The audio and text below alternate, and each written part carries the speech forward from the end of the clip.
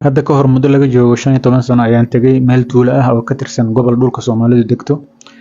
Inta aan joogay waxaa la iiga sheekeeyay hooyo Soomaaliyeed oo mar walba uur qaado bilaha dambe ilmuhu ka dhicisoobaan soona baxaan iyagoo wada qolfoof noqday ama bararsan ama jirkoodu jaalle yahay kadibna dhintaan. Waxaana saan ka noqday 6 uur oo isku xigxiga waxaana u badbaaday kaliya uurkii ugu horreeyay. Dadka tuulada degan waxay aaminsanaayeen in hooyadu jin ilmaha ka soo rido ama ku dhex eejiyo. Ninkii qabayna arrintaas darteed ayuu uga cararay wax mar dambe guursadana way weysay.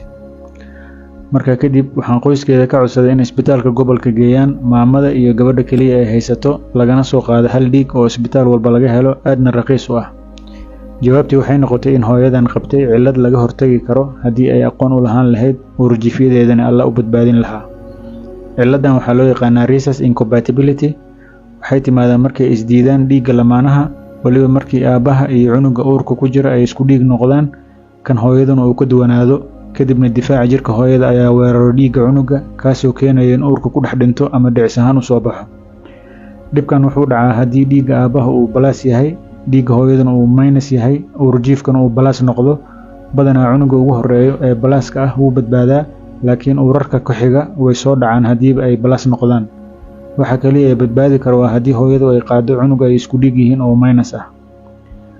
Waxaan aragnaa mararka qaar in la dhaho hooyo u badbaaday cunugii ugu horreeyay kadib 4 jeer dilantay kadibna cunugii shanaad u badbaaday haddana 3 jeer kala dilantay gadaalna laga ogaaday labada u badbaaday inay isku dhiig ahaayeen.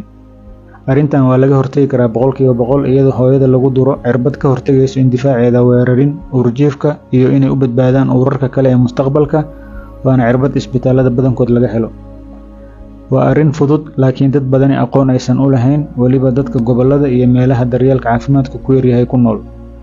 Marka lagu leeyahay A+, B+ ama O+, balaaskaas waaye waxa dhibka keeni karo waana borotiin loo yaqaan rhesus oo alle ku abuuray dhiigga dadka qaar. Marka balaastaas iyo minustaas macno weyn ayay ku fadhiyaan. Sidaa darteed haddii aad guursan rabtid aqoon u yeelo nooca dhiigga lamaanahaaga si ubadkaagu u badbaadaan. Fadlan faafi fariintan waana mahadsantahay.